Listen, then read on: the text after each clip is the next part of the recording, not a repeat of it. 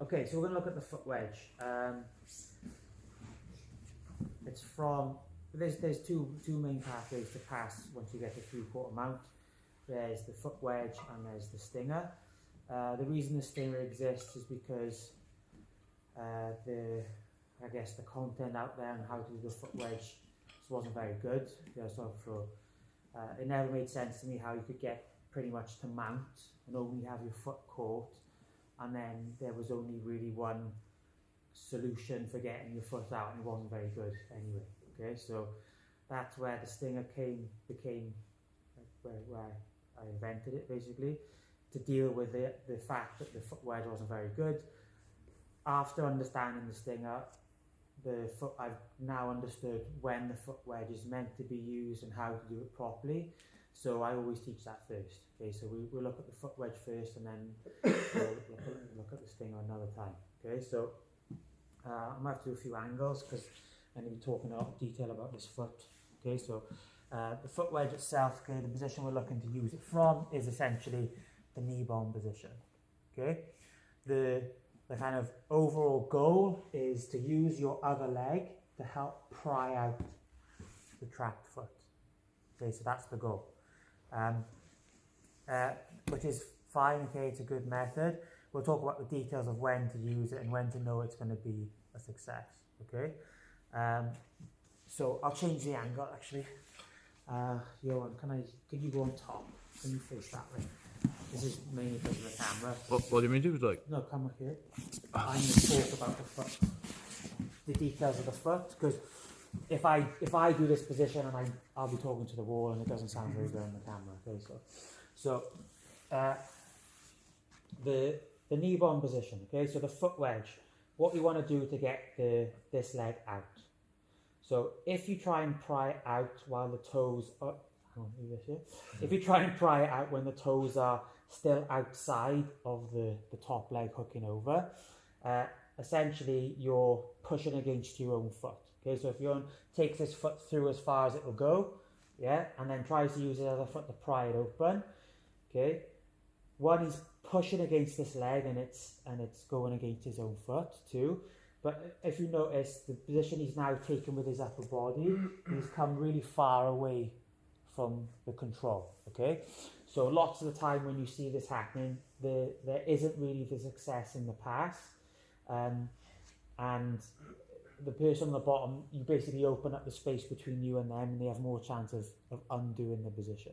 Okay, Dina can make it much harder for Johan by taking this knee down to there.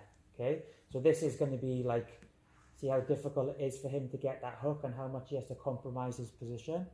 Okay, so this is when you wouldn't go for the foot wedge. Okay, this is when you would look to go to the stinger. For the foot wedge, first step is to circle the toes inside this leg. Okay, so if Johan can circle inside, the way you think about that as the person on top is, say your foot's like this, you draw it down so your toes are pointing to the floor, and then you look to take the front of your foot to the hamstring of the bottom leg. Okay, if you do that, you essentially clear this. Okay, and then that will allow you to use your other leg and pry open. Okay, simple enough. Now, there's the position of this leg will determine when you would go for the foot wedge. Okay, if this knee is down and tight, then it's not the best time to go for it.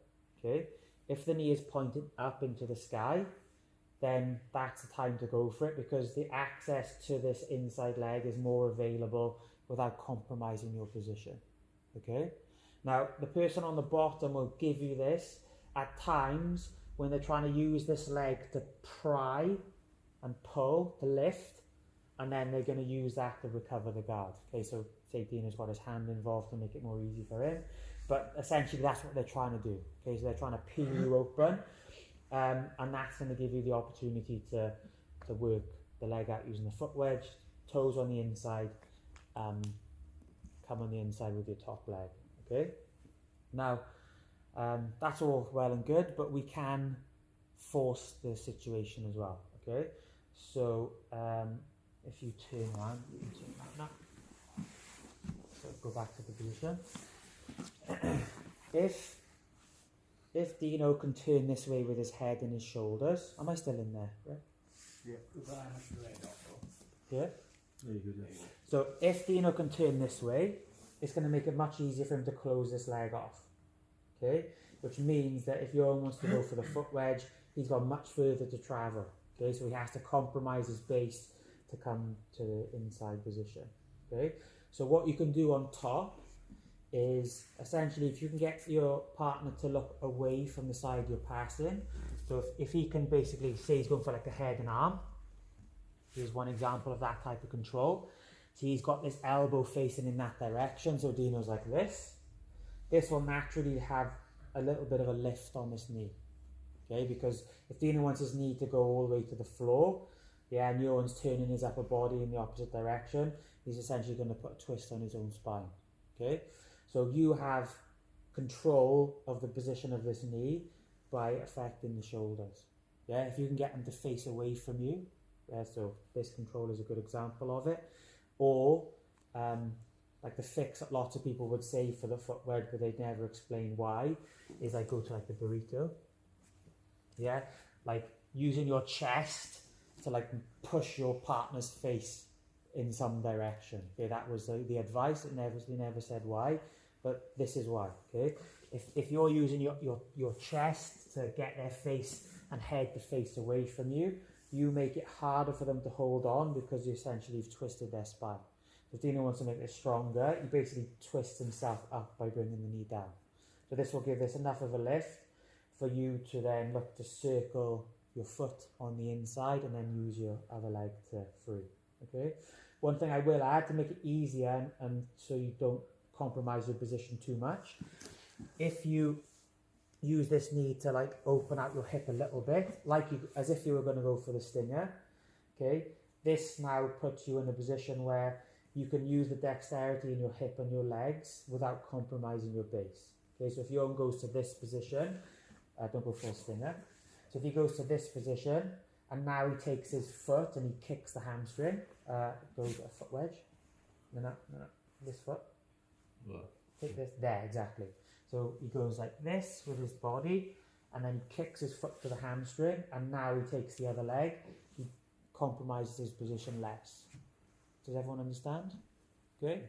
So the steps for practice are first, get the understanding, because you can't see what's going on, get the understanding of circling your toes. Okay, so sorry, wheel back around that way.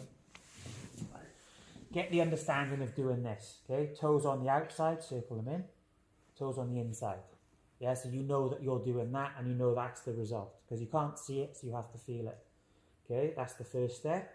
Then the second step is trying to identify when this knee isn't squeezing down on you. What was that? Okay, so one way which you can tell is if your partner puts their foot flat on the floor and is trying to pull on your legs. You'll feel that tug. Okay, so that's when you know this knee is up. The other way is, are you compromising the upper body? Okay, so basically they're like this. If you can get their arm across their body, rinse them away. Okay, so rinsing away. That's going to make this nice and open, so you can pretty much bet on the fact that it's going to be there. If it is a little bit squeezed, yeah, see it's much less direction. You can then open your knee out, yes, as if you're going for the stinger, and that just frees us up to kick the hamstring and see, and then this leg can come over and finish the pry. Cool? Everyone understand? Let's go.